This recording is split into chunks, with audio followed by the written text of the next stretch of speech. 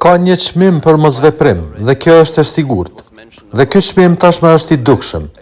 U përmend s'ka para nga plani i rritjes, nuk mund të ratifikohen marrëveshjet, agjenda e rritjes, dialogu është në ngërsh. Veprimet e pakoordinuara do të pengojnë heqjen e mëtejshme të masave, dhe kjo kushton para. Gjithashtu i bën njerëzit të frustruar politikisht. Dua të them, nesër kemi seancën e 23 për ta provuar ta zgjedhim një kryetar kuvendi. Çfarë imazhi na jep kjo neve?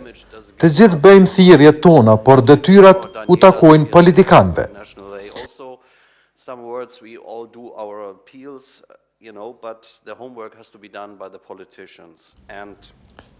Para 2 javësh ishin këtu përfaqësuesit kryesorë të Bashkimit Evropian.